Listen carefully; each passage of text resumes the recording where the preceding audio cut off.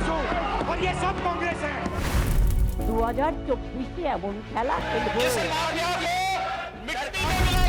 अब की बार 400 पार। 24 का चैंपियन में अब बात हॉट सीट की, और आज हॉट सीट में बात करेंगे यूपी और बिहार की एक एक लोकसभा सीट की। 2019 में बीजेपी पश्चिमी यूपी की जो सीट हारी थी उसमें से एक सीट थी नगीना। इस सीट का जातीय गणित बहुत ही दिलचस्प है। क्यों इस बार नगीना में कांटे की टक्कर हो रही है ये हम आपको बताएंगे, और इसके बाद लेकर चलेंगे बिहार के नवादा, जहां भूमिहार और यादवों के गढ़ में इस बार बीजेपी टेंशन में है, लेकिन लालू यादव का खेल भी अपनों ने बिगाड़ रखा है वहां पे।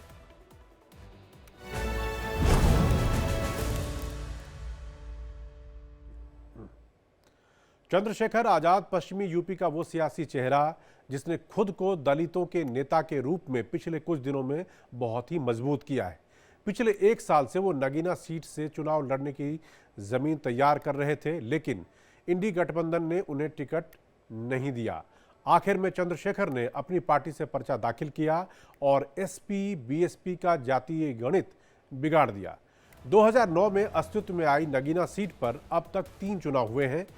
बीजेपी, बीएसपी और समाजवादी पार्टी ने एक एक बार यहां से जीत दर्ज की है। पिछले चुनाव में एसपी, बीएसपी और आरएलडी के समर्थन से बीएसपी ने जीत हासिल की थी, लेकिन इस बार चंद्रशेखर के मैदान में उतरने के बाद मुकाबला चतुष्कोणीय हो गया है। बीजेपी ने इस बार ओम कुमार को टिकट दिया है। उनके सामने हैं एसपी के मनोज कुमार और बीएसपी के सुरेंद्र पाल सिंह। नगीना सुरक्षित सीट पर करीब 50% मुस्लिम वोटर हैं और 22% दलित, यानी आप अंदाजा लगा सकते हैं कि मुस्लिम और दलित मिलकर यहां पर कितना बड़ा रोल निभाने वाले हैं। यही वजह है कि अखिलेश यादव और मायावती ने अपनी तरफ से पूरी ताकत इस सीट को जीतने के लिए झोंक रखी है।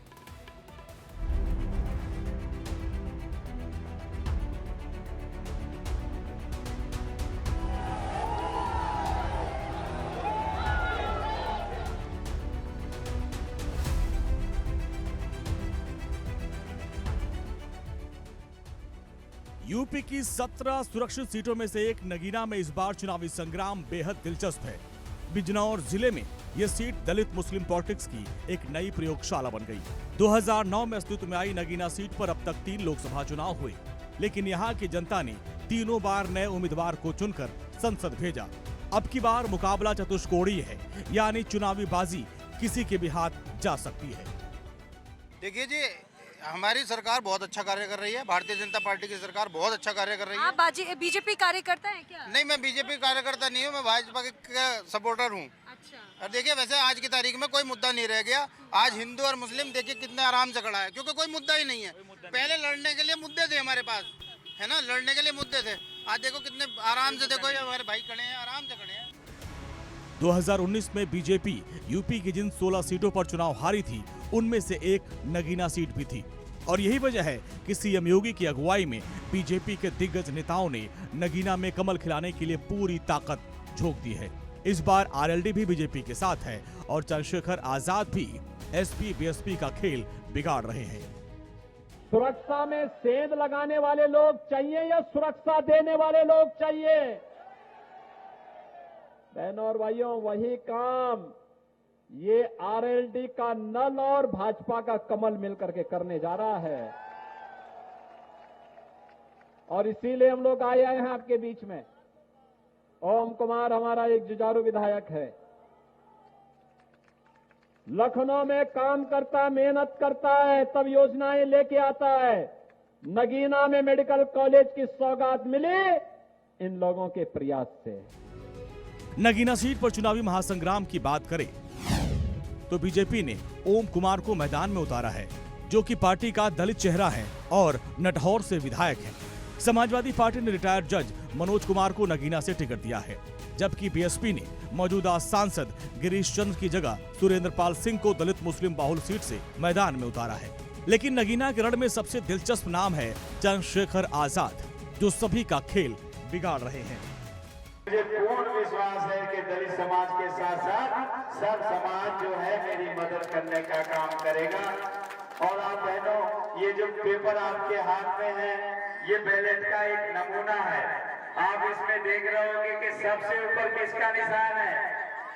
इसको ऊपर ही रखवाना, सबसे इतना वोट डालना कि ये ऊपर ही रहना चाहिए। जैसा उत्साह है हमारे युवाओं में और लोगों में, चुनावी मुद्दे तो यहाँ पर लोकल मुद्दे हैं। कुछ चिकित्सा जो इस दशा है वो बहुत खराब है, लोग अच्छा इलाज नहीं पा रहे हैं, तो यहाँ अच्छे एम्स टाइप के अस्पताल की आवश्यकता है। कि जनता जो है उसने लड़ने वाले लोगों को मौका दिया।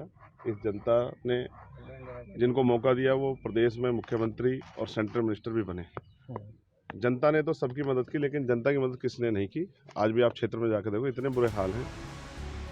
चंद्रशेखर इंडिया गठबंधन से टिकट चाह रहे थे, लेकिन ना तो उन्हें अखिलेश यादव ने तवज्जो दी और ना ही राहुल गांधी ने। मायावती तो उन्हें पहले ही नकार चुकी हैं। ऐसे में अपनी आजाद समाज पार्टी से वो चुनाव लड़ रहे हैं और सबसे ज्यादा बीएसपी को ही वो नुकसान पहुंचा रहे हैं। यही वजह है कि मायावती के भतीजे आकाश आनंद ने चुनाव प्रचार के लिए सबसे पहले नगीना को ही चुना। 6 अप्रैल को रैली के दौरान आकाश ने सबसे ज्यादा चंद्रशेखर को ही निशाने पर लिया। बहुजन समाज से ही नहीं, बहुत सारे समाज से बहुत सारे लोग लड़ रहे हैं, तो सबको हक है अपनी बात समाज में आके अपनी बात रखने का। तो बिल्कुल आई एम श्योर अगर वो लड़ रहे होंगे तो कोई अच्छी चीज़ के लिए ही लड़ रहे होंगे।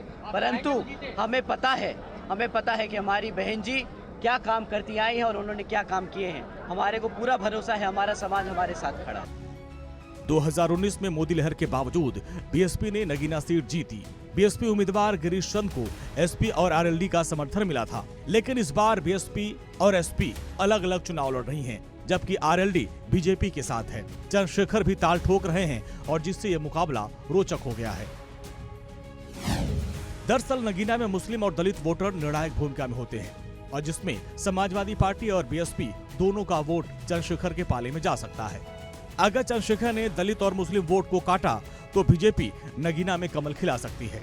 2014 में बीजेपी के उम्मीदवार यशवंत सिंह ने इस सीट पर कमल खिलाया था। सुरक्षित सीट होने की वजह से दलित वोट सभी प्रत्याशियों को मिलेगा। अगर मुस्लिम वोटर पूरी तरीके से समाजवादी पार्टी के खाते में नहीं गया तो इस सीट की लड़ाई कांटे की हो जाएगी, क्योंकि जाट और सवर्ण वोटर पूरी तरीके से बीजेपी के पाले में जा सकता है। हमारा कहना है राहुल गांधी करेगा। अच्छा, हाँ, राहुल गांधी का फैन है। हाँ। राहुल गांधी के हम माफी करें। अच्छा, हाँ। लेकिन इस बार तो अभी तक तो राहुल गांधी की तरफ से करेगा, टाइम आने पे, समय आने पे करेगा। समाजवादी पार्टी को उतारा है उन्होंने इस बार चुनाव में। कोई बात नहीं, करेगा जरूर, उन्हें देंगे। जाहिर है कि नगीना में अब की बार कांटे का मुकाबला है। मायावती पहले ही समाजवादी पार्टी का खेल बिगाड़ रही हैं। अब चंद्रशेखर भी अखिलेश की टेंशन बढ़ा रहे हैं और इस सीट पर एसपी, बीएसपी और बीजेपी तीनों पार्टियां एक बार जीत का स्वाद चख चुकी हैं। अब देखना यह है कि 19 अप्रैल को ईवीएम का कौन सा बटन सबसे ज्यादा दबता है। Bureau report, India daily live.